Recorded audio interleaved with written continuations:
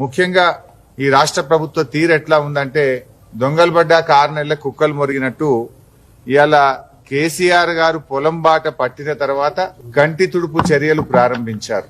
గతంలో కూడా మీరు చూశారు, కేఆర్ఎంబి ప్రాజెక్టులను కేంద్ర ప్రభుత్వానికి అప్పజెప్పి నిద్రపోతున్నటువంటి ఈ ప్రభుత్వాన్ని తట్టి లేపింది, ఉద్యమాల ద్వారా ఈ ప్రభుత్వాన్ని కళ్ళు తెరిపించింది బీఆర్ఎస్ పార్టీయే.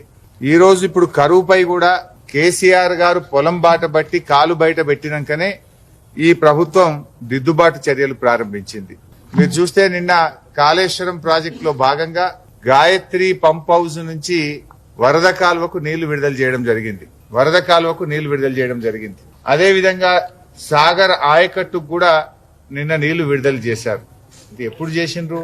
కేసీఆర్ గారు నల్గొండ జిల్లా పర్యటనకు బయలుదేరితే సాగర్ ఆయకట్టుకు నీళ్లు విడుదలైనాయి. 5వ తేదీ కేసీఆర్ గారు కరీంనగర్ పర్యటనకు బయలుదేరతారంటే ఈ రోజు కాళేశ్వరంలోని గాయత్రి పంప్ హౌస్ ద్వారా వరద కాలువకు నీళ్లు విడుదలైనాయి.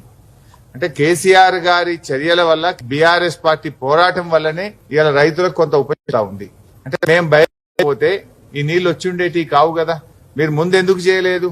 నీళ్లే లేవు అన్నారు, ఇవాళ అప్పుడు ఇవ్వము అన్నటువంటి వాళ్ళు ఇప్పుడు ఇస్తున్నారంటే బీఆర్ఎస్ పార్టీ ఒత్తిడి, బీఆర్ఎస్ పార్టీ పోరాట ఫలితం అని కూడా చెప్పుకోక తప్పదు. అదేవిధంగా ఈ రోజు రైతులకు బీఆర్ఎస్ పార్టీ తరఫున మేము న్యాయం చేయాలని ప్రభుత్వం ముందు కొన్ని డిమాండ్లు పెడతా ఉన్నాం. వడగళ్ల వాన వల్ల గాని, పంటలు ఎండిపోవడం వల్ల నష్టపోయినటువంటి రైతులకు ఎకరానికి 25,000 రూపాయల ఆర్థిక సహాయాన్ని వెంటనే అందించాలని డిమాండ్ చేస్తా ఉన్నాం.